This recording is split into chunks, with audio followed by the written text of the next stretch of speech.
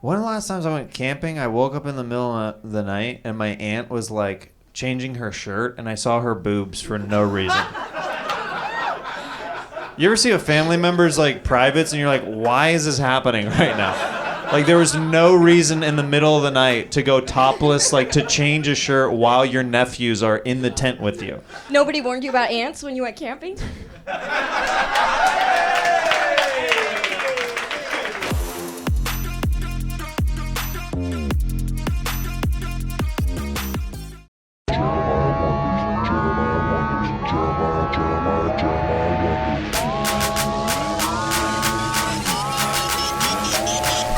Fahim, now we're recording. We're recording? Okay.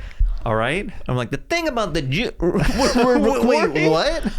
You got to announce these things. Listen, no more slurs. We're speeding now. Okay. All right. I know we just had a great 30-minute rant right before the podcast started. It's fun because there's no one around. Right. And it's just our little secret. It's our little secret. Yeah. Yeah, but if you broadcast it, then our lives are over. The secret's out. The lives are over. It's no longer a secret. Yeah. No longer fun. Yeah. But we are recording. We're here with my pal, Fahim Anwar, live on Jeremiah Wonders. And thank you for coming back on the show, my friend. Thank you. Great to be here. Always an honor. Yes. Love sitting in these chairs. Feel like a director or an actor. You know, that's what we go for, the vibe in here, is just kind of an inside the actors or comedian studio, really get inside their mind and really figure out what kind of person that we're dealing with. You know, that feels very on brand, just to be like inside the comedian studio, and we're literally in director's chairs in a garage. Yeah, like, right? That is how low we are in the entertainment pantheon of things. Yeah. Honestly, like when it's talking about acting, it's these beautiful sweeping shots, and it's like Brad Pitt talking to George Clooney, and they're giving him all the water and like exotic nuts they could dream of, and but us, we're just like, a car is going to park in here any second. Yeah, I'm like, Fahim, dress cool because it might heat up in here. Yeah, this is the first podcast I've done Yeah. where I've gotten like wardrobe advice, like for the climate. Because when I do a podcast, I think I'm going to be going to like a normal human, like, you know, habitable place. Right. Just like I'm going to a building or something or someone's house. But you were like, you had it down to a science too. You had emojis with like a snowflake. You're like, it gets a little chilly. Sometimes dress warm. It could get a little stuffy in there. But you go, don't worry. Like I checked the forecast and it should be good. Tonight. Yeah. Tonight is a good night. Tonight's a good night. Yeah. Yeah. I think I naturally run hot. So I'm always like, I always wear shorts like when I'm podcasting now. like that's kind of a power move too. Like, you couldn't have a TV show. Imagine, like, I want to do an interview show. I wear Adidas flip-flops. Right. Show the people. Do they know? I mean, I'm literally wearing Adidas flip-flops. You're showing some ball right there as well. That's like risque. I have to censor it at the bottom. Welcome, Fahim Anwar. Oh, I'm so sorry. This is like burlesque. Yeah, burlesque. Dude, that's a sketch right there. Burlesque show. Just dudes like with hats forward going to backwards. Woo! Oh, no, he did it. That's so hot. Oh, my God. Just crushes a beer can. Dude, other shirtless dudes doing keg stands, like while the other one's like, oh, his shirt slipping. Should I keep taking it off? Or yeah, it's a very niche female audience who's like, fuck Chippendales. I want to go to Alpha Chi. I want to feel like I'm in college every day of my life. Yeah. Keep it moving. Keep it moving, honey. Ooh, yeah. On the menu, there's like, you can only beer bong. Like the waiter, the guys are coming by, like shoving drinks down a bong. You have to like beer pong it before you get your drink. Like that's part of it. Oh yeah, I was never good at that.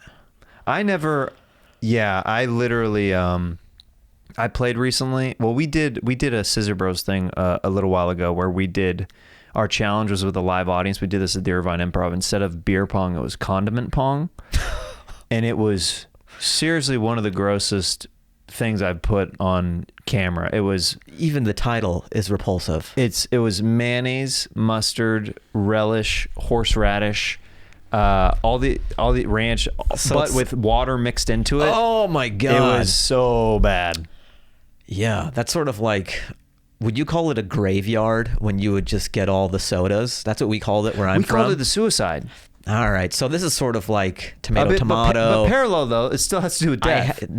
Oh, that's true. Right? Isn't that weird? You think it's like a game of telephone? And Yeah. by the time it got to a certain... By the time I got to Kansas, like it was cool in Seattle. We call it the graveyard. Graveyard. By the time I got to Kansas, like, it was like not PC anymore at all. It's called suicide. Yeah. And then it's it called gets- self-mutilation. Yeah, it gets to New York, and we call it a "Why don't you fucking kill yourself?" Oh, all right. Ooh, You this felt like tastes you were good. getting away with something, right? Every Just time. Like they don't care. It's probably some 16-year-old kid who doesn't give a shit. But Right. you're like, oh my god. Oh no! Every I'm time getting I all the did it, sodas. my brother and I would look at each other like, "Is it going down right now?" Yeah. Yeah. I'll still do that. Like I was at the Grove to catch like a movie, you know, and I thought you were gonna say to catch a predator. to catch a predator. At the Grove. You know, Chris Hansen, he's not doing it anymore, so I'm sort of like doing citizen arrests. It's like when Joel McHale left the soup. Like somebody else needs to fill in, and I'm like, "Hi, I'm Fahim Anwar. I'd like to put my name in the hat." How funny would that be? Just like you carry the baton and you do Chris Hansen shit, just pro bono. You wear a suit, you pretend you're a 13-year-old girl, and you rent out like a house, and you go, "What are you doing here?" And there's no cameras, and the guy just like murders you. Isn't it funny? The only reason like he didn't get murdered by these guys is because there's camera crews and shit. Oh, absolutely. Yeah. I mean, he would have got chloroformed. He would have gotten so many other things, like just like shot immediately. But there's like a whole crew that's like filming him the whole time. I always loved they would have like a SWAT team in swamp gear. That's so unnecessary. Oh, yeah. Because they'd be like, "You're free to leave," and then the pedophile would like leave, and then they would have just these 30 or 40-year-old men, tactical guys who want to play dress up. Yeah. They're in a ghillie suit, in a cul-de-sac, and they're on the lawn pretending to be leaves and shit. Right. And then they're like, "Get on the ground! Get on the ground!" Have you ever put on a ghillie suit before? No, have you? It's a pretty awesome feeling. Yeah? What did you Yeah. have to do it for? It was for a dome. kicks? Yeah, it was like a sketch shoot thing. Oh, Like, nice. it was like a photo thing that we did, and it's crazy how. Like I wanted to be out in the middle of the woods properly using it. I was inside like a studio setting, but I was like, this thing is legitimately it's so thick and so layered that if you lay down, like People would have no idea. yeah, you're just a pile of leaves. I mean, that would just be fun. Yeah, Just to have a day with like a camera and a ghillie suit. right. Just go to a park. Yeah, just mess with people. Yeah. Yeah, I think that'd be fun. See how many times you get maced. You'd be surprised to see how close you can get to people on a bench before they know. That would be interesting to see how close you could get. Like that would be a good game. That'd be a actually, good challenge. It would be a great challenge. Just how close can you get to the person at a water fountain or something? Yeah.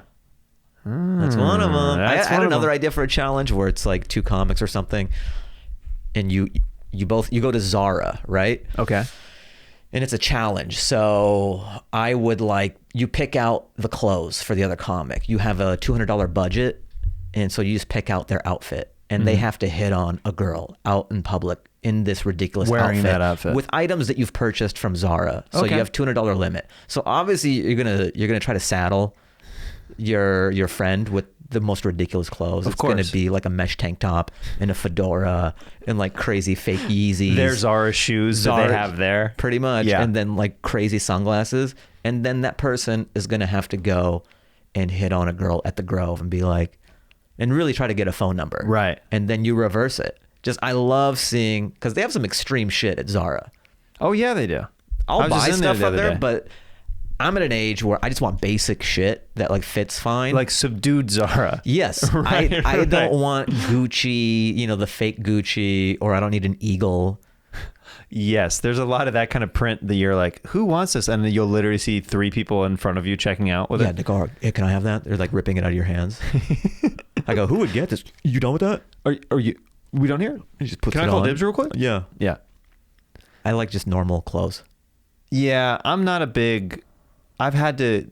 I mean, I'm wearing.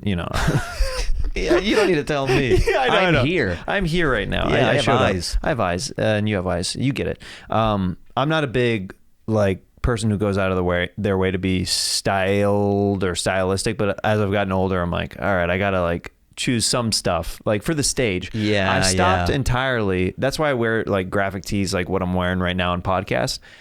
I won't wear stuff like this on stage anymore. I stopped doing that years ago because it was so distracting where I would have people literally, I was in the middle of a bit at a show, and this was literally the last time I wore a graphic tee that was like a big graphic tee on stage. Was in the middle of this bit, this guy heckles, he just goes, Iron Man. And I go, what? He goes, Iron Man. I go, what are you talking about? He goes, your shirt, Iron Man. I look down. I was wearing a giant Iron Man shirt. I go, yeah, this is the last time I do this. It literally had nothing to do. I wasn't talking to superheroes. I wasn't talking to anything. He literally got drunk, saw Iron Man, and came to and was like, Iron Man. He turned into a toddler? Yeah. To me, that's fascinating to pay, because it's not cheap to get a ticket to the Comedy Store. Yeah. 2 drink minimum. Yeah. And just to have the mental regression in the middle of the show, just to go, Iron Man. Yeah. You can stay home and watch Iron Man. That's an option. That's at your disposal at any time. Right. And that's cheaper. That's on Disney Plus, I think, right now. I mean, it's everywhere. It's very accessible. Yeah, it's very accessible. Yeah. Speaking of the Comedy Store.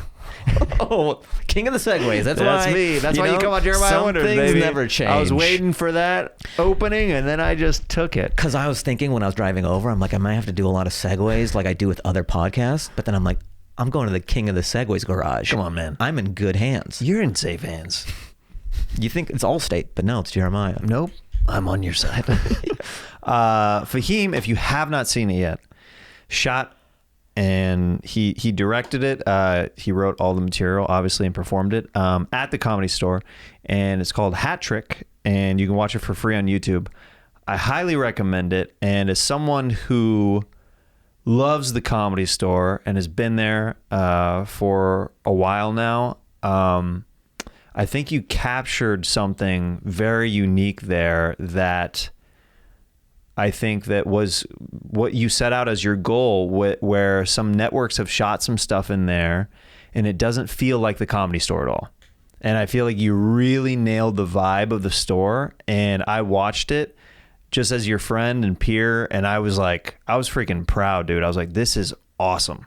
Like, it was really, really well done and really cool. That's nice, man. Thanks. Yeah. And like, as another store guy, to watch it and say that it captured the feel, because you know what it feels like. You're not like, I mean, a patron can say that as well, but it really was the comics POV of what it's like to do sets there and bounce around and in between the sets.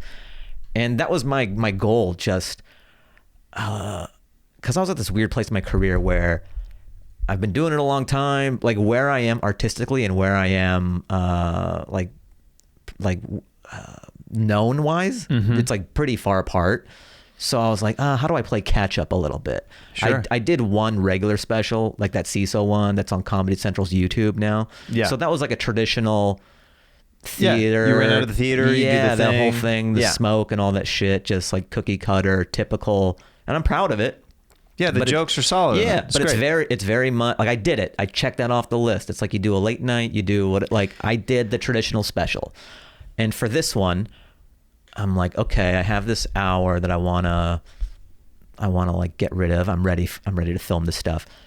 And it just didn't feel it. If for me to do that again, and especially how many years later, there's been so many more specials.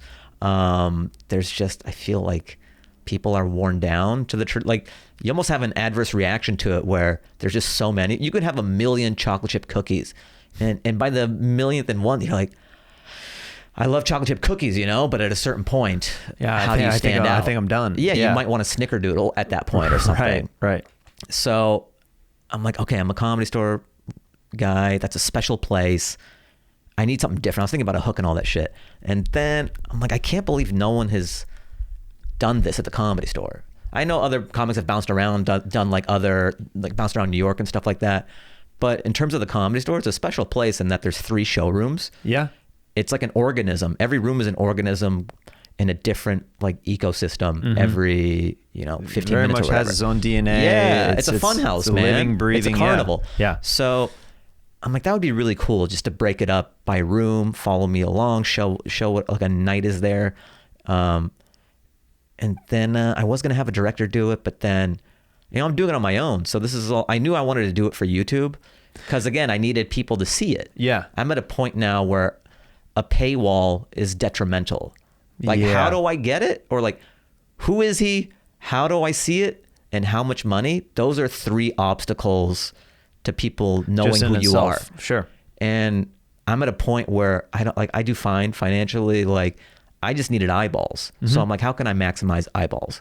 YouTube is like, it's like running water. Everyone has that. Sure. And then, so I was going to have some guy direct it. Well, I was going to have Aristotle direct it, but then he got SNL. Yeah. So he couldn't do it. Yeah. But yeah, he chose that. So strange. Yeah. Like we've been friends for a long time. And That's kind of weird, man. It's kind of a dick move. You know what? The next time I see him, I'm actually probably going to say something to him. Yeah, say about something that. to him. Yeah. Because I know that, you're a polite guy. You probably won't say anything to him. You probably won't mention it. I bit my tongue. Yeah. But, when I was leaving, I just said, so it's Lauren over your friend? Okay, we'll see. Yeah. No, it's so yeah, you shot 3 different sets. Yeah, so he got busy, he couldn't do it, but then he recommended this DP, and the DP's a lovely guy, and he worked on my first special, and then he's very much by the book, and he gave me a quote, and it was going to be like 40 or 50 grand, and it was just like way fatter than I needed it to be. Yeah. And I just kind of knew what I needed this project to be, and I go, I'm going to do this on my own. I think I could do it on my own. And I think it was a blessing because then it made me take the reins. Of course. And have it turn out the way it did. Because we were talking about this Fahim just did stand up on the spot, and his episode will be coming out in probably like a couple months from now. But you killed it on that. Thanks, man. It's a fun show. I always like doing that. Without diverting too much attention to that. Yeah, but you destroyed that. You've done it a bunch in the past, but it was cool to have you like on one of like the taping nights where I was like, oh, I got to get Fahim out. Yeah, it's very cool to see the genesis of that as well. Because I remember when you started doing it, and then when I did, the show at the store, I had seen the one that you did in New York on YouTube. And I'm like, oh man, this looks fucking great. Yeah. It's so polished, and yeah. You should be very proud of that as well, just like where it is now. And well, what we were talking about is like, why wouldn't we as store guys take the reins when we're there every night and we see literally we know the best places to sit, the places to not stand because high traffic areas. Why wouldn't we take what we like to see from the back of the room to put it out there and stuff like that? And the way that you shot the original room, the belly, and the main, it's a very fly on the wall experience. And when I heard your concept, it was the first time where I was like, I was baffled at how good the idea was. I literally took a beat and I was like, he did it. He thought of the perfect idea for the store. Yeah, I can't believe it, dude. I've heard that from other comics as well. And even when I thought about it, I'm just a big fan of ideas. Yeah. And like sometimes there's a great idea, and I couldn't believe. I'm like, this is untouched. No one has done it. It's almost like such a good idea where you're like, this has been done, right? Yeah. Like you ever have a joke so great, and you go, this angle has to be in it, and it hasn't. I've had a couple jokes like that where I've been lucky enough where I asked around like, has anybody ever have you heard any comic do this? And they're like, no, dude. I'm like, are you sure? Yeah. Because I'm about to it's exciting to work on this. When you're first to an idea or something. Right. So yeah, then it's all about execution and fleshing it out. And the beauty of being a comic and directing it yourself is that, I've been a store guy forever. I got passed in 2010. It's family. It's like my home. Yeah. So I have access, and they've given me the green light, so I'm in the green room. I'm talking to the comics. It's a level of access. It's a regular night of operation. The fact that you happen to be, have a crew there while Tarantino was there that night is unbelievable and captures the store so perfectly because you truly never know who is going to show up at the Comedy Store. Yeah. It literally, when I saw that, I was like, this is perfection. That was bananas. I was already happy if it turned out the way it did without Tarantino in it. I would be like, all right, 10 out of 10. I accomplished everything I wanted to. Yeah. Then just stroke of luck, stroke of God, Tarantino was there one night, sees my set and loves the set. Yeah. And comes out and says, I want to talk to the cool guy. Like, what planet am I on? And the cameras are cool guy. And then I just think it's a moment, and then I'm talking to the camera guy, he's like, yeah, I got it. I'm like, what? You're like, huh? You were rolling? And he's like, yeah, I had to. You have to at that moment. You just have to seize that moment. I mean, if you would have been looked over at him and he's just holding the camera, it's like texting, and you're like, did you get any? Oh my God. Or he gives me you were good too. I'd be like, let's cut that out. We don't need that in there. We could totally. You ever get that? We're like, oh my God, you were fucking amazing. You were good too. Oh yeah. Yeah. Every comic has gotten that. Of course. Look, you can't crush every night. No. I'm not the belle of the ball every night. I've gotten that when I was featuring for years. I've even gotten that as a headliner where somebody liked the feature more than me. It just happens. It happens. It just happens. Yeah. And it's always a weird thing where they think that they're doing a favor or you need it or something. And you're like, this is making me. I was good too, right? Like while another comic's getting a compliment, I'm just like, you were good too.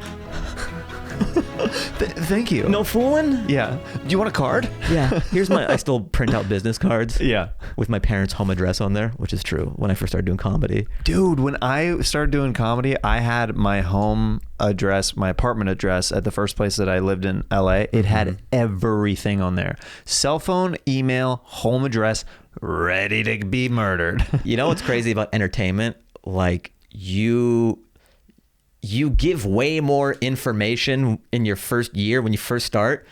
The really, truly successful people, you don't even know how to reach them. I know, right? Right. But the one-year comics, like, I have my fax number, I have my TikTok, my Instagram, I have my blood type on there. Yeah. I have my old home address just in case you come to my new address and I'm not there. Someone will forward my mail. Right. Just so much info. It's a lot. Yeah, it's an overwhelming amount, and every time I look at that, like I look at those old cards, I'm like, there's just such a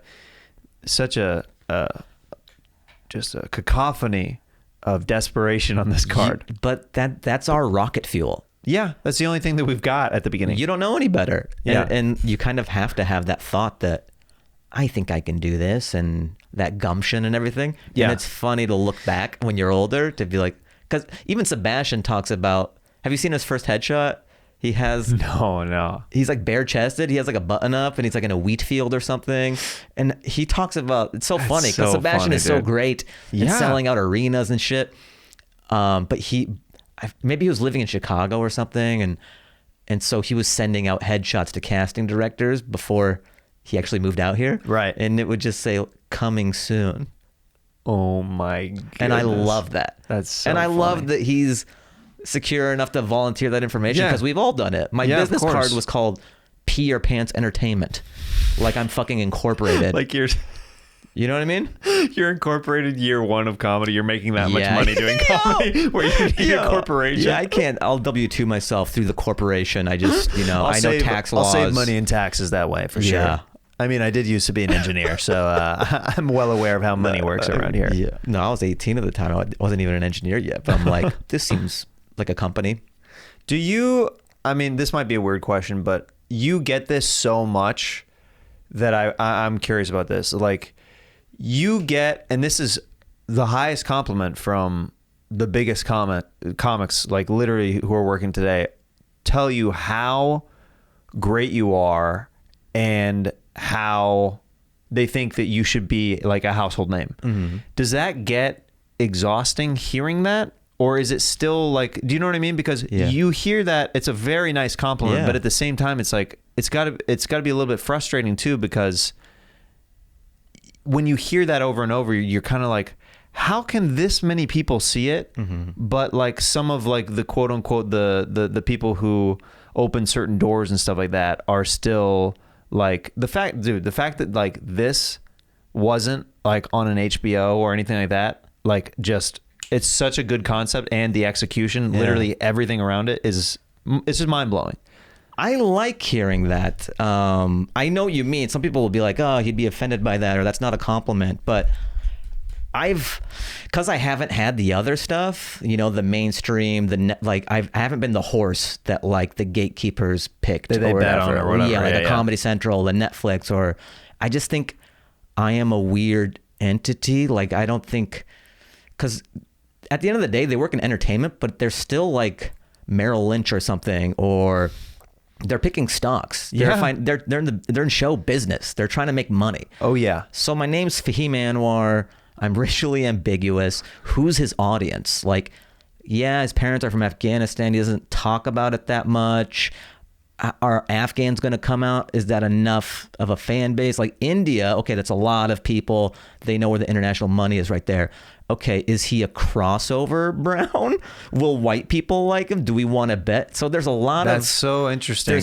I think just there's to a hear blueprint you element. to hear you put yourself in the head of Well, I have to. I'm just not funny. I mean, there'll be trolls will be like, "You suck," and that's why it never happened, or whatever. And I'm not saying never happened. It's been a like slower burn. Like I think it's starting to happen now. I think so too. But you know what had to happen is like technology had to, because all of us, as of up until a couple of years ago, we were doing the traditional model, which is like we're perfecting our craft. Just we're in the clubs, we're getting really good at stand up and all that. And you're waiting for whoever the gatekeeper is, who determines the stand-up pipe. So it's like the person at Netflix or the person at Comedy Central. That was the way you got on screens. And that was the way, you know, maybe you get on a sitcom or something. So you had these Hollywood gatekeepers to say you're enough, or all right, here's the call to the bullpen, you're the guy. But then Instagram got really big, TikTok got really big, YouTube got really big. And we've all known it's there, but now it's at a point where it's so viable and you could pull it up on your TV and like you don't have to wait for someone to pick you as a stock. You can go straight. Like you're straight in people's living room right away by you uploading to YouTube just like that. Yeah, and I think the suits and everything, I don't think they ever really gave America enough credit. You know, they just look for things that have worked in the past. And what's great about YouTube and TikTok and Reels is it shows up in people's phones. There's no one blocking that from getting to their phone. I know. And if it's funny, it just rises to the top. Yeah. Like look at guys like, you know, Stav and like Joe List and Mark Normand and Sam Morrell and even Schultz. Schultz is of my generation. And I remember he was on Guy Code and stuff, but no one was giving him the love that you see some comics getting on these streamers. Like they just pick certain people, and like Schultz they weren't fucking with him. And like, look what he is and look what he's done. Yeah. So it just shows you there's so many different types of comedy, and technology had to get to a point where we can go straight to the people. But people saying like, oh man, I you should be so much bigger and all that. And from like big comics and stuff, that I always liked that because that kept me going through all of it. Like, oh, I'm not insane. I am good at what I do. There's this other thing I have no control over. Like obviously you can keep chipping away at it. But it's so nice. I'm so grateful that I'm just I'm not hoarding my material anymore, waiting for Mr. Hollywood to say, okay, it's your turn. Like Monday, Wednesday, Friday, like here's a clip. I'm posting shit of me working on new material in the belly room. Like it's so liberating. Yeah. I think it's important just in general. And I think it's cool that bigger comics have like kind of given you your roses, like because that is kind of like our life juice while we're in the muck of it. Like even if a comic is just a class above you and they give you a little bit like, dude, what you're doing right now is great. Like a little, like just something quick like that literally just keeps you going. Burr talks about that. I think there's a story where he was at the Cellar and then Chappelle was like you're going to make it. It's going to be longer and harder for you. But like you've got it, or he just gave him some sort of like words like that. But he called it. He goes, it's gonna be like a longer, harder path for you, but like you've got it. You've got something. Yeah.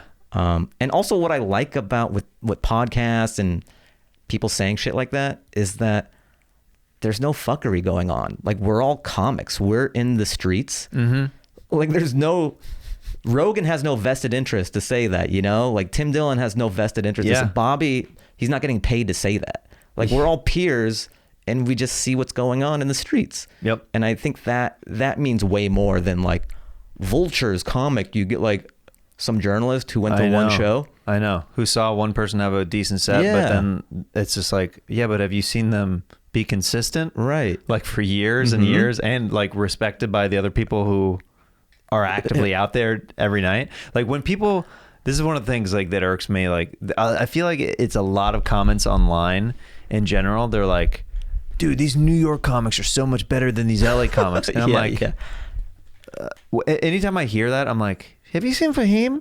Like, you're like one of my guys where like when people are like like, who are the LA comics that you guys got? I'm like, yeah, you got your Normans and your Morels. Yeah, we got the Anwars out here. Yeah. You know, like I started like naming different comics out here. Like, you know, we have Sebastian out Yeah. here, you know. We've got guys. Like, there's a bunch of them. But we kind of, look, here's the thing. I think early on in stand-up, like early in people's careers, like as a stand-up, it's so easy. Just everyone, you have a lot of enemies and shit. You're like, New York is the truth, or LA is the truth. Real comedy's happening in New York, or real comedy's happening in LA. Yeah. But then everyone gets successful. Like, I saw Schultz catch the other, like, we're all friend, you know, all that shit evaporates. Of course. Even the lines between scenes, like the alt scene and the club, like, yeah, you can't kill in a club, blah, blah, blah. But then you kind of stay in it long enough and you're just all brothers and sisters in arms. Yeah. And it's all love. It really Like, is. At the end of the day. we actually all like each other. It's like a healthy, weird competition, but everybody's rooting for each other in a weird way. Like at the beginning, I think it's competitive in an unhealthy way. And then, you know what I mean? Yeah. And then as people become more successful or more, I they think that's find what out it is. who they are and like where they're going, they get a little bit more settled. Like, I'm going to be okay. Like, I'm rooting for everybody now. You know what I mean? But starting out, I feel like there's a lot of more cynical people, and that's why you see some people never rise above that level, is they get stuck in that mode. Yeah. Eventually you have to shake that. Initially when you first start doing comedy, I think you're so like scared a little bit and threatened because you don't know if you're going to swim back. Right? I know. So everything is a threat and blah, blah, blah. But then the longer you're in it, you get some success. It tempers you. Then you go, oh, okay, there's a big enough pie for everybody. Sure. And ultimately, it's more fruitful to build bridges than to just like tear people down and shit. Yep. Yeah, like we all rise. You rise with your generation, dude. Like, for sure. I get more work from my peers than it's like literally agents and managers. It's literally like the only reasons I've done a handful of TV shows and like independent movies is through friends who refer me. They're like, I think he'd be great for this. And then if I have a referral, that's when I get stuff, because the person who is referring like to that person, they're willing to work with me in the room, and I'm good at taking direction, but like I might not be a first choice for some people, but they're like, oh, okay, I see what they're talking about now. It's a weird, that's literally how I booked most of the stuff, is through the referral game. I think that's the best way, man. It's so hard to just win it as an actor. I've literally only booked a couple things where it was a blind audition, where I was like, oh wow, I guess I just auditioned well, like 1 out of a million. You know what I mean? It's very rare. Yeah. But the way Hollywood works, normally it's just, oh, he'd be good, or I know so and so. See if they can do it. Yeah. That's everything. Yeah. Look at this little guy. Oh shit. Right over here. Hello, Jeremiah. Yeah, you bid on it. I'm just a huge Hawking fan. I got his stock pop. Yo, it's like when they tear down a stadium, you can take a chair. So everyone is just like taking parts of his wheelchair. Some guy has a wheel. Yeah. You're like, oh, I have the back leather I have the joystick, and then I got the talk box. Hello. You put his joystick on like your gaming controller. Like, he gives me extra powers. Don't worry about it. Yeah. Raised my skill tremendously. I don't know if you remember this. This one's called Beach Boys. Oh, it's Wouldn't it be? Whoa, not bad. right? Wouldn't it be nice if we were gonna? I don't know the lyrics. I just know wouldn't it be nice. And she'll have fun till her daddy takes the T-bird away. All right, we're gonna pass on the great showcase, guys. We're gonna pass on this one. We're gonna go in a different direction, actually. I can go in a different direction though. Okay, we'll Tell give me you. what direction you want to go. Okay, well, we're out west, so let's go a little bit farther That's east. where we are. Now, Brian, do you talk in your singing pattern? It's kind of hard to hold a conversation with you when that's your vocal pattern. We don't see that being successful with interviews and stuff like that. Can you talk like a normal person? It's hard for me to do that. And isn't this sonically better? You know, it's a little harsh on the ears when we're in conversation. But if you could tone your Conversation. That gives me an idea, sorry. Ooh, Daddy doesn't like conversation. Daddy doesn't like converse. Ooh, Daddy doesn't like conversation. Let's have sex on the T-bird. Oh, I take my pants off. Ooh, it's rock hard. And your daddy's far away. And we're fucking on his daddy's key on his T-bird. Is that cool? Okay, now I don't like the way you Fucking on your talk, daddy's T-bird. but I do like this T-Bird He's so song. far away, and it makes me rock hard. Not because of you, but just the fact that your dad's so far away. Brian, what's the name of that song you just sang? I'm hard because your daddy's far away. Parentheses. Oh. You know, I think we can work on your interview skills a little bit, but I think that the lead singer star quality is within you. No shit. I'm Brian Wilson from the beat. Oh, I have star quality? Oh, Einstein just got here, everybody. He got did you hear Thriller? And fucking pedal just punch through the ground? Do some dancing and make your way over here? You got an Uber? Okay, so we need to work on your attitude as well before we start touring you and giving you press junkets and stuff like that. Know who you're talking to, and they won't get mad. Are you referring to yourself as they now? Yeah. I changed my pronouns. Brian Wilson is with it, and your daddy's so far away, so I'm rock hard. Shooting rockets on your daddy's T-bird. Oh, like a 4th of July lyric. Sure. Wait, what did you mean, Brian? Oh, yeah, ooh. Oh no, your dad's here. I'm soft. Okay, just I'm trying to wrap my head around the hypothetical of this song. You Yes, get rock hard hypothetical, when yes. the dad's far away. But Yeah. when you see the dad like at a closer distance, you become shriveled up. Yes. Okay. Blood. It's gone. Because you're wanting to have sex with the girl in the T-bird. Correct. And then you're worried that you see the dad in the distance and he's coming closer. Trouble. And then Trouble. that makes you're coming farther away. The farther away he is, the more time I have with his daughter on the T-bird. But when he's close, he's gonna get mad, and the stress makes the blood run out of it. Do you have an impotency problem, Brian? No, as long as the dad is far away, I'm rockin' hard. Like a brick or steel. Okay, well, we've made our decision and our people will be in touch. We really appreciate this showcase. Thank you for having me. And the boys. Say hi, boys. Hey, what's up? Yeah. The boys have been here the whole time. We like to watch. It's one of the other Beach Boys. Alvin? Is it Beach Boy? It's me, Alvin, the secret Beach Boy. Hey, Alvin. Yeah? Congrats on the movie. It's doing killer numbers. Oh, thank you so much. Yeah, I mean, how do you feel about a sequel? You want to do that? You want to do The Road? You want to do stand-up? I mean, really, the world's your oyster. Well, stand-up seems easy. Why don't we start there? Okay, yeah. Do you have any jokes? Yeah. Hit me with one. Okay, what do horror chipmunks love? What do horror chipmunks love? What's in their mouth? Oh my God, you're killing me. If you want to go more of an urban direction, I say Shit, Urban. a nut in her mouth. Oh my God. You're versatile. Where did you have the time to develop this? Oh, I'm a crip. You're a crip? Holy shit, how long have you been a crip for? Since I was about 4.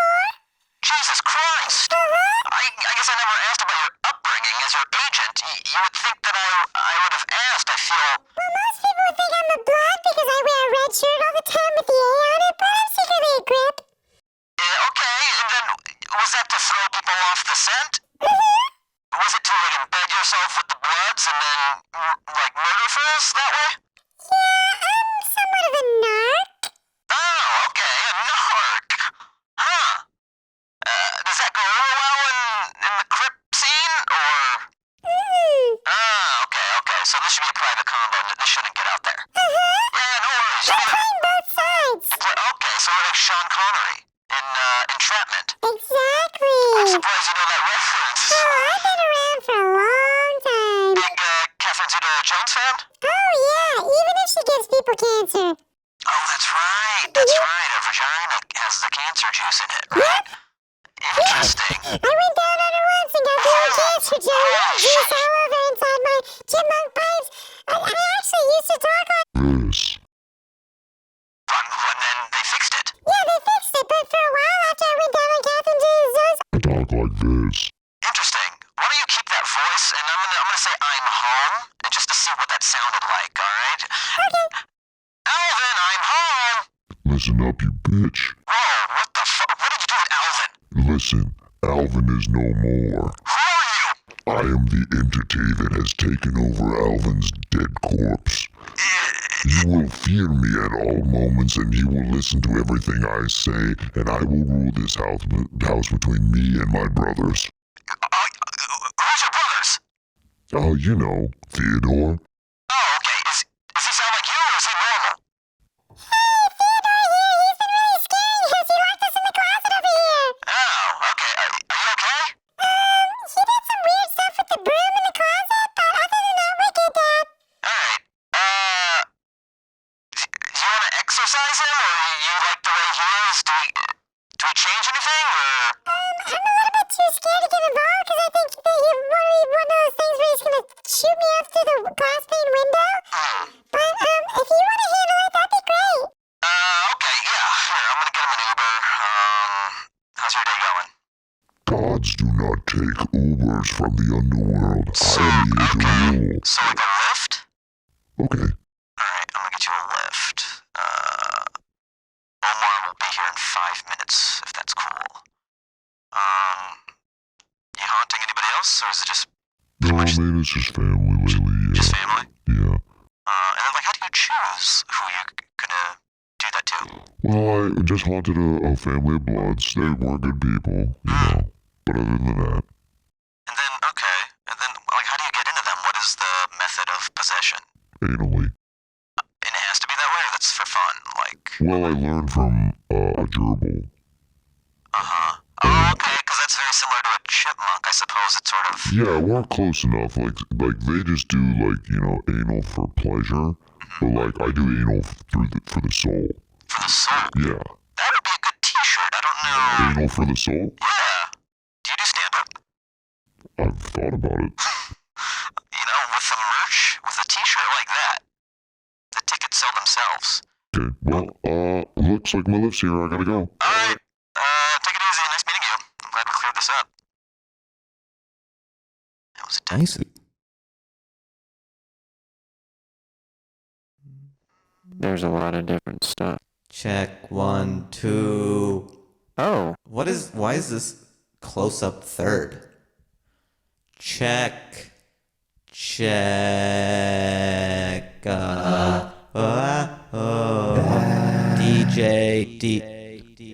That's just an echo. Tune 2 up. that's an auto tuner. Is it? With an echo. Back streets back. All right. Oh yeah. Oh. That is sweet. Does my voice sound that good all the time? What if you should just have this, not have me put the headphones on, and just when I watch the podcast back, I'm like, I was on auto tune the entire time. The entire podcast. I'm talking about like this horrible upbringing or something, and people dying in my life, and I'm crying, but I've been on auto tune the whole time. And then my best friend, he died in my arms. I didn't know what to do. What was the thought going through your head when your friend looked at you? I did this, and no one can know. No one can know. No. No. No, I killed my best friend and he's lying in my arms. You killed your best friend? Yeah, I stabbed him, but I didn't mean to. How did you stab? How did you stab your friend? I had a knife and I was cutting an apple. He got in the way. And I said, that's not my apple. I told you he got in the way. Your friend got in the way of that knife. He got in the way. He knew I wanted to dig into the apple and eat delicious goodness that keeps the doctor away. It's fibrous and helps me doo-doo. Fibrous.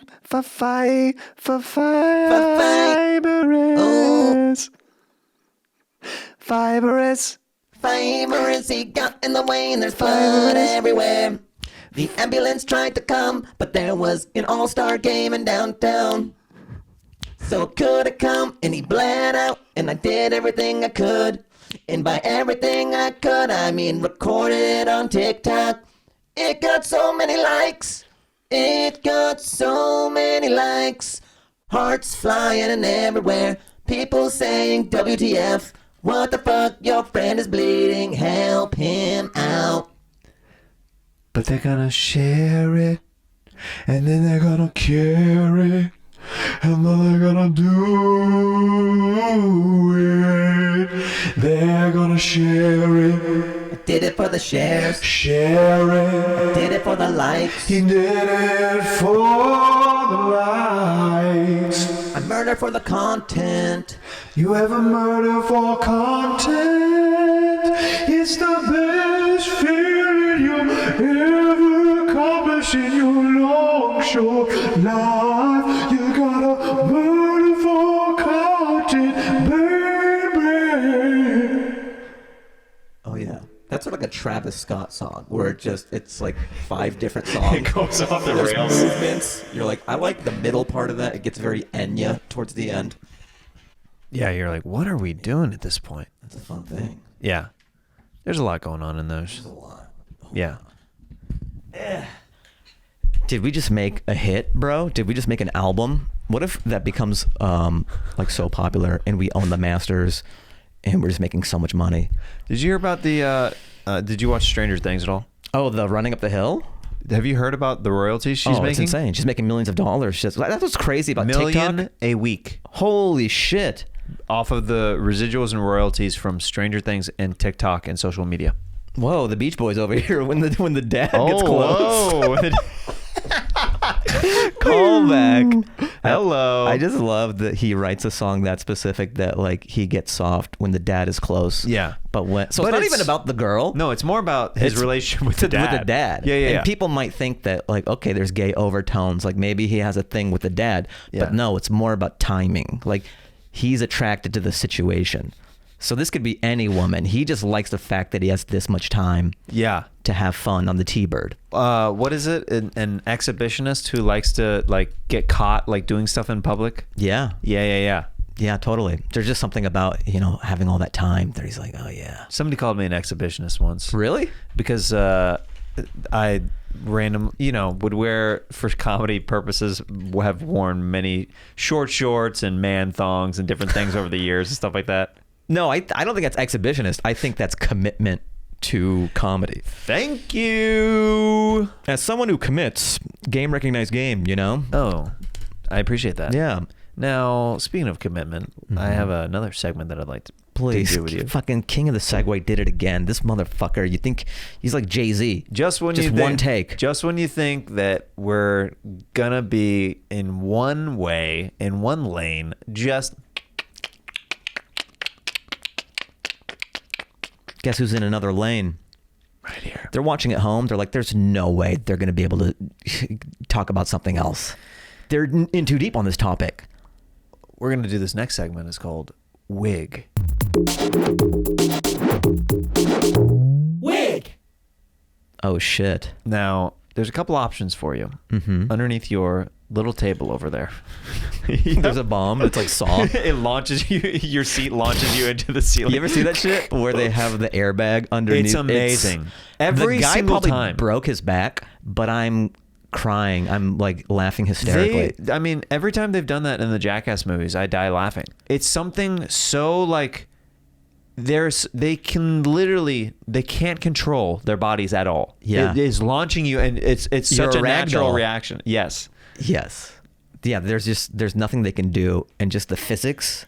It's brilliant. It's like Mr. Bean. Yeah. It transcends language. Talk about a guy who in the States here is just really not talked about that much. Mr. Bean? Just Rowan Atkinson as Come like on. one of the masters.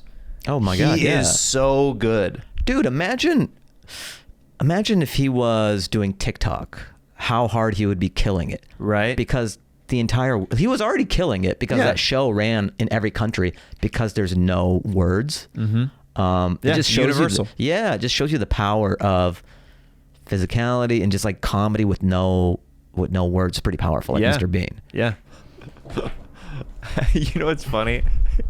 You with that wig on, we look like sisters and like a weird. Like the worst double date ever. The Like we worst. show up. Yeah. Hi. Hey. We answered your ad. Okay, sure. So I'm Cindy. And I'm Sarifa. Yes, our parents, you know, they like to play jokes. Very LA, Sarifa. Saritha and Cindy. Saritha and Cindy. You'll have to find out which one's the horn. Cindy, easy. It's a trick question. It's both of us. But I know it's not typical for, you to go on a date with two people when you are just a one person. Right, but throuples are kind of They're it's in a right new now. thing. It's know? hot. We're pretty evolved, and we like doing half the work.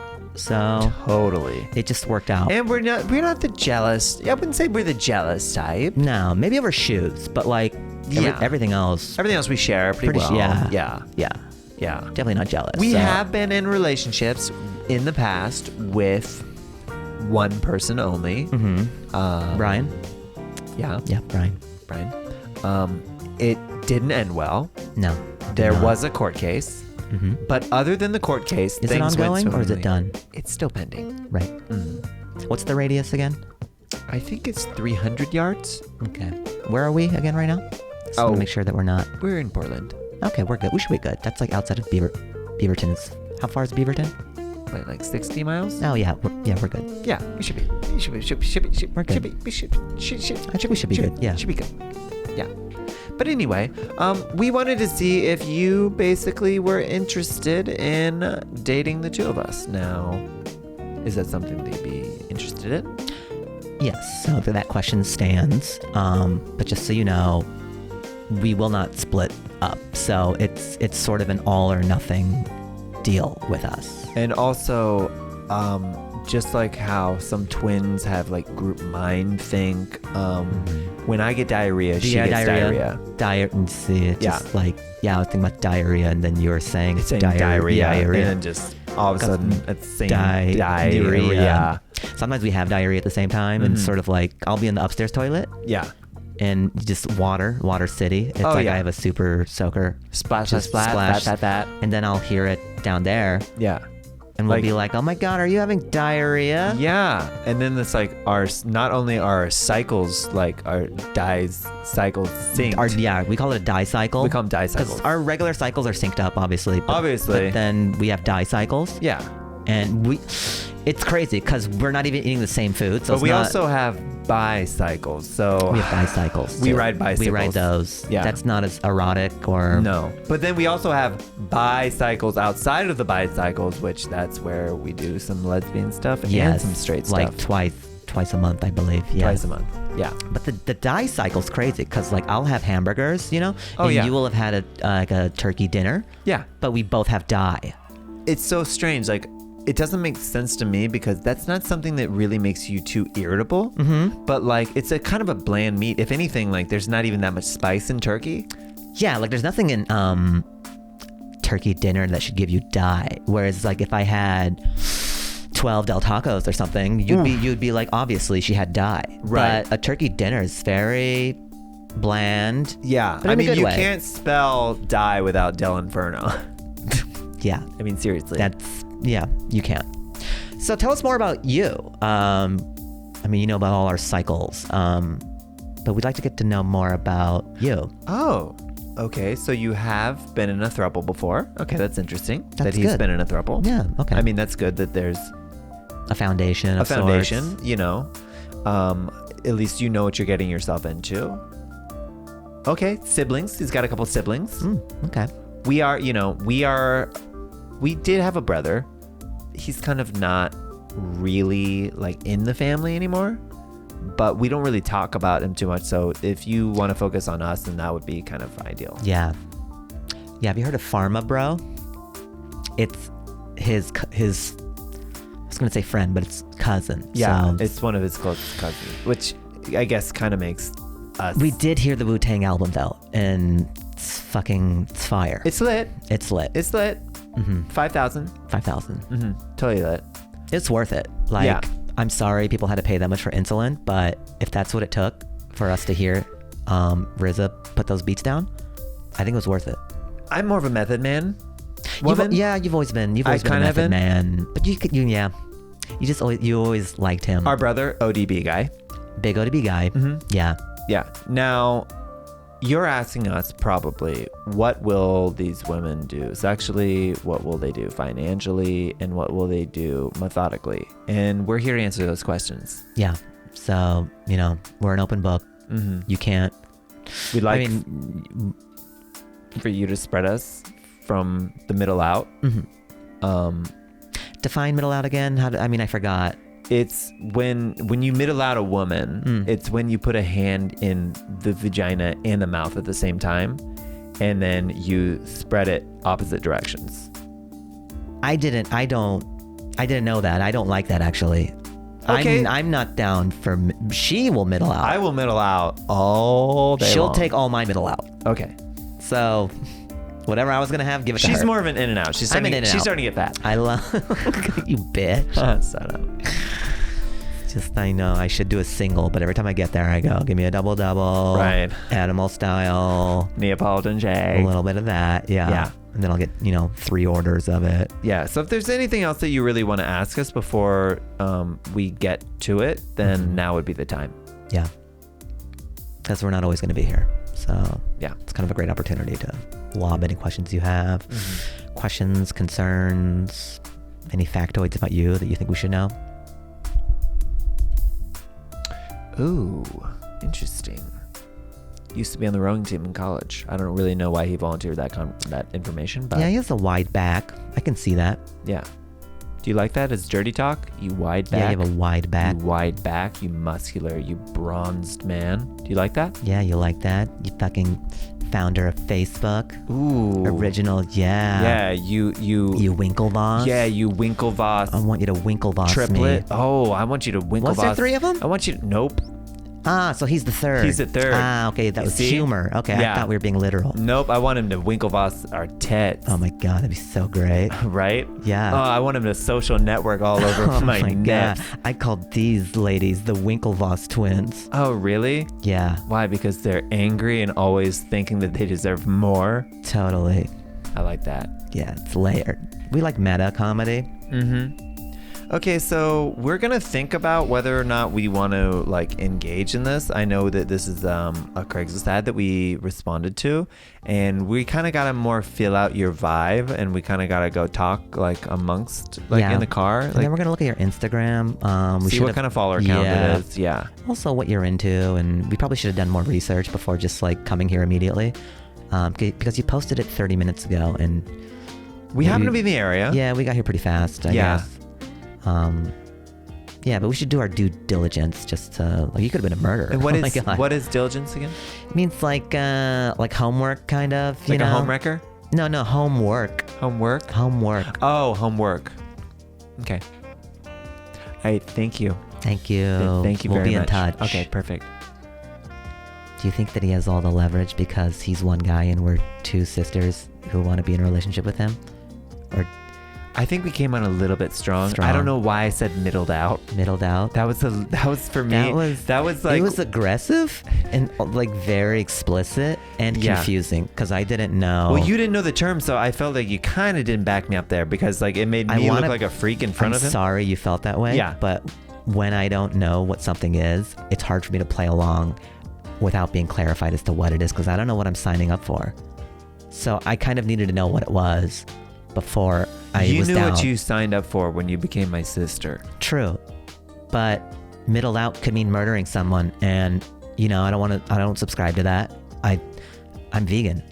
Okay. Starting after the Del Taco, that may affect the dye cycles. But well, there's a lot of just soy in the meat there, and it's not even that kind of real meat, so you can keep eating Del Taco and don't tell anybody. Okay, yeah. Oh my God, that's such a great idea. Because I like when I say I'm vegan and people give me all the accolades, but I love meat. So maybe I can say I'm vegan when I'm out in public. Can we do that? But I can wolf in and out. Can we say that? Can we just say that we're vegan? You can say whatever the fuck you want. Can you really? Just don't eat meat in front of those pieces of shit. I think that's a great idea because I've always wanted to have like the image that I'm like doing good for the community, but like secretly I just want ham, I just want turkey, I just want to wolf some meat down. You're in your own house. Yeah. Like nobody knows you're doing. My secret, we do a pact. I won't tell anybody that you're eating meat, and you don't tell anybody that I'm eating meat. I love it. And then in public, we're vegans, and I do yoga as well. Will you attest to that? I will attest to it because if you do yoga right away, if you say you're vegan, people just buy it. They buy it. If you're wearing yoga pants and you say you're vegan, people just buy it 1,000%. You could be eating a turkey leg from a Ren fair, but if you're wearing a yoga outfit, people believe that you're vegan. Yeah, so we'll go to Lululemon, we'll say we're vegan, and boom. We don't need this fucker. Solution. I love you, sis. I love you so much. I have really bad diarrhea, do you? Our dye cycles Oh my are God, they're back. Oh no, we didn't make it in time. Thank God you weren't wearing yoga pants because the pressure would have built up. I like the out of an improv scene, just being like us grabbing our pants. Well, we gotta go. Yeah, we're an improv duo, and like these guys are great. Just all our scenes end in us having diarrhea, and everyone's like, "They're brilliant. I don't know how they do it, but they always tie it back to diarrhea." These guys are talented. These guys are great. I don't know. Yeah, it's sort of like lowbrow Seinfeld, where it gets tied up in a bow at the end. Yeah. Oh my God, they had diarrhea the whole time. It's not really about anything, but at the end of the day, it's about diarrhea. It's about friends and it's about diarrhea. Yeah. They go, we'll take it. Let's get into this final segment. That's called Sax Talk. Oh. Sax. Is that a new sax from the other one I've seen? Yeah. Oh shit. Yeah. I'm like chronicling Jeremiah in his sax journey. Yeah. It's almost like Michael Jordan wearing the 45 or Kobe with the 8 and the 24. Like I knew Jeremiah when he had a gold sax. Yo, I played in some dunks recently, and my feet bled, just like when Jordan played in them from those same shoes from back in the day. I didn't realize, like, I'm not enough of a sneakerhead to know the history. And somebody's like, "Why are you wearing those? Those are horrible for your feet." I was like, "What are you talking about? They're Nikes." And they go, "No, Jordan played in those and his feet bled." And my feet bled that day that I played in them. My God. Yeah. Like if Jordan's feet are bleeding, what chance did your feet have? Dude, none at all. No offense.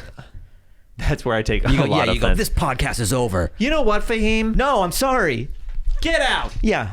I invited you on to promote your special and you take shots at me with this Jordan shit? Get out of here. So Fahim is going to share a story of a sexual encounter. It can be as innocent or as graphic as he'd like. Oh, man. And I'm going to play some sweet, sweet sax. Can we do it different? I don't kiss and tell. Okay. It's one of my... Is there another topic I can do? I can do, I'm pretty good with dye cycles and inside out. But when it comes to personal... Right. I'm a little weird. Okay. It's sort of like going to the spa with Bobby Lee and getting naked. It's hard for me to do.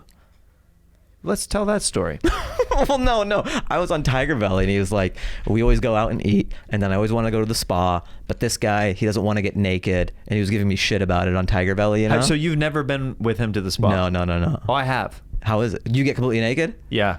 All right. He goes, "You're going to get naked, right?" I go, he's adamant about no. like, because he goes, "I brought La Noche here once.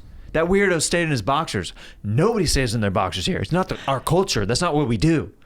And I was like, I'm gonna get naked. Like, I'm cool with it. Like, whatever. And I did it. And he's like, nice dick, man. Good stuff. Yeah. I like what you're working with. Yeah. So this is my addendum, or this is adjacent to the This can the be spa. adjacent. All right. So Whenever you're ready. It can be whatever you're comfy with. It could be a weird story. It could be a gross story. It can be whatever kind of it could be a coming of age story. It could be the first time you masturbated. I'll do. I mean, this is so your viewers are gonna hate this because I'm going against what the format is. Not They're gonna be like, this necessarily. motherfucker doesn't want to play ball. Not He necessarily. doesn't want to get butt naked with Bobby, and now he doesn't play the sax game. Fuck always, this guy. I always say whatever my guest is comfortable with. I've literally had people talk about a kiss that they got on the cheek at the end of a date, and then I had an adult entertainer on once that talked about a gangbang. So, Interesting. Yeah. So I've had the whole spectrum on To here. each their own. Yeah, for sure. I mean, this is pretty kids glovey, but like the first time I got a beer, I drank very late in life. I love it. Yeah. Yep, that's great. All right. So what? Just from the top? Mm-hmm. I was just a boy from Seattle, Washington.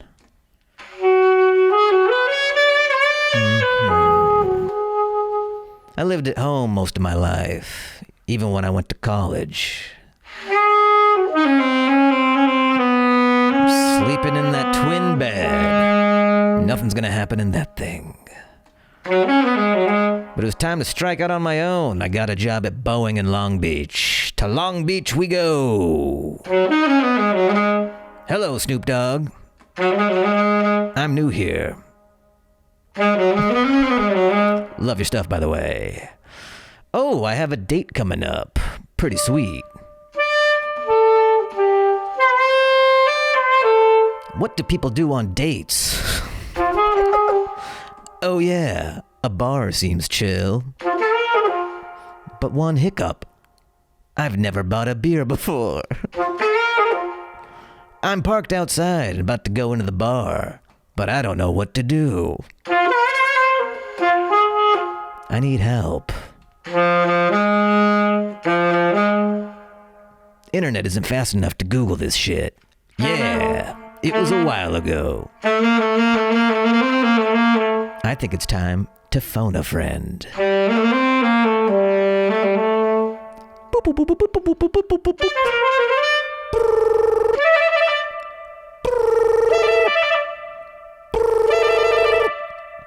You have reached Tracy Tufts. He's not available right now. If you'd like to leave a message, boop. Fuck. That was the first guy I would ask on how to get a drink. He's the drunkest guy I know.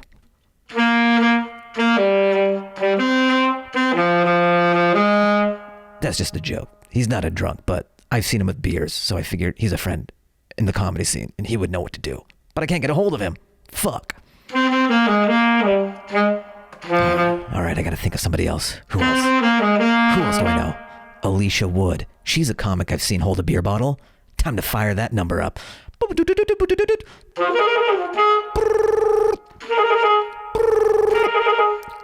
Hello? Hey, Alicia, it's Fahim. Hey, Fahim, how are you doing? I'm good. So, this is weird. I'm about to go into a date and with a girl, and I just realized I haven't never ordered a beer before. I don't know how do you do that? How do you order a beer?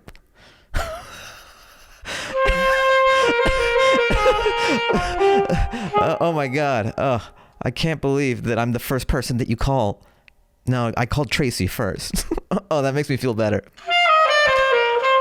Okay, so here's what you're going to want to do. So you're just going to stand at the bar, wait for them to come over to you, say what you want, and then they'll give you the beers, and then you tip them. Oh, okay. Like what kind of beers should I get? What? I don't know, like a Corona or something? Oh, okay, yeah, okay, Corona. And then when I tip them, like how much, what's a tip? How much should I leave? For a beer, like $1 or $2. If it's a If it's a well drink, maybe 4 or... Oh, okay. All right, thank you. See you on the comedy circuit. Nobody says comedy circuit. In this rendition, they do. Time to go in. Hey, how are you? Good to see you. And nothing came of the date, obviously.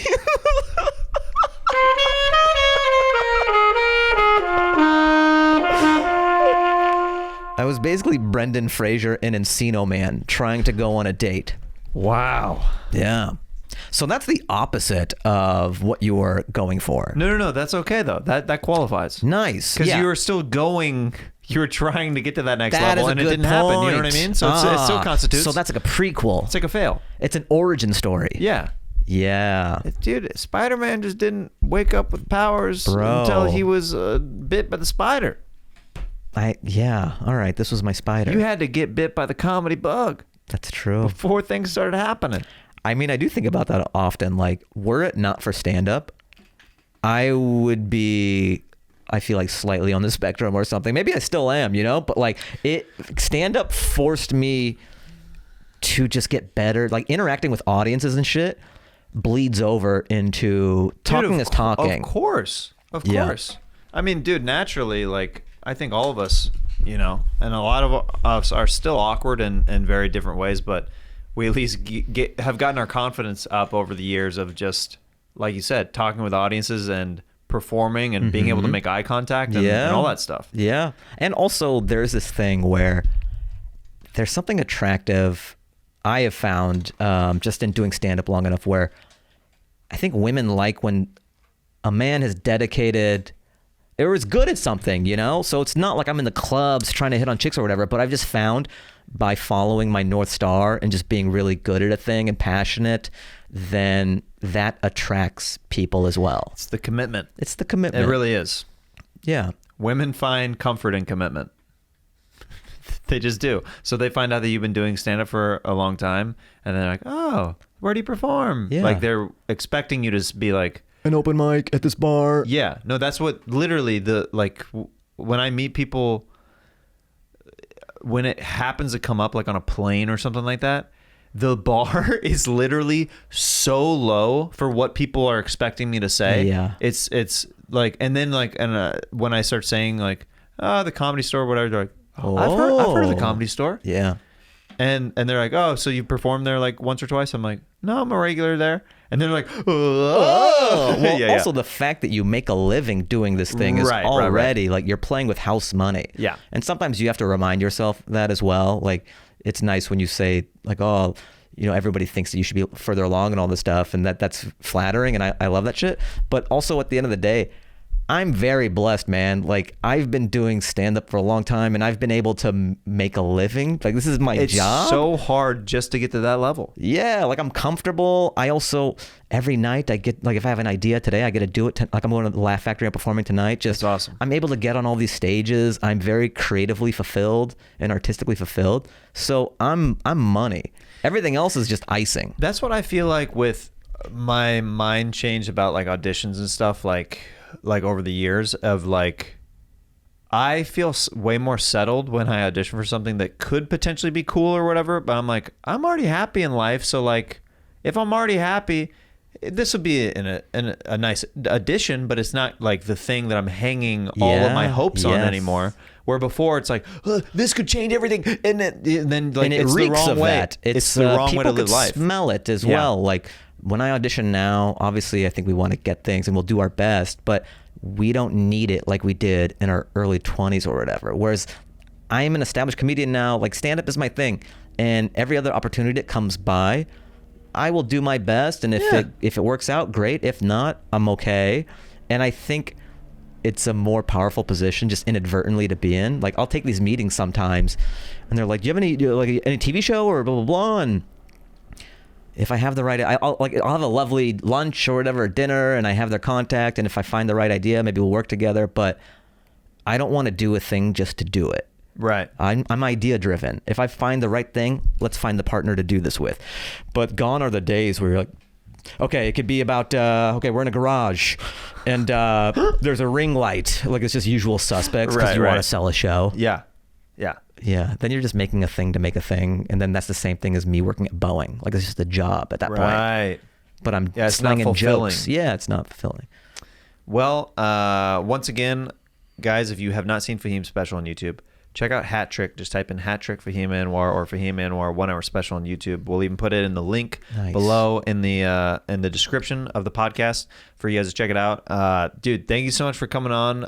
It's been a while since we got to chat it up, and I mean, we could always hang like here and there a little bit, little spurts at the store, but it's cool to like have a little bit longer form conversation with you. And yeah, you're one of my favorite people to watch, and I always recommend you to people. So whatever I can do to, you know, keep spreading the good word that is Fahim Anwar, I'll continue to do that, brother. Love you, man. That's nice. Thanks so much. Very flattered. Thanks for having me, as always. Check it out, guys. Bye-bye. Love you guys. Bye. We have diarrhea. We gotta go. We gotta go. Oh no. Jeremiah Watkins.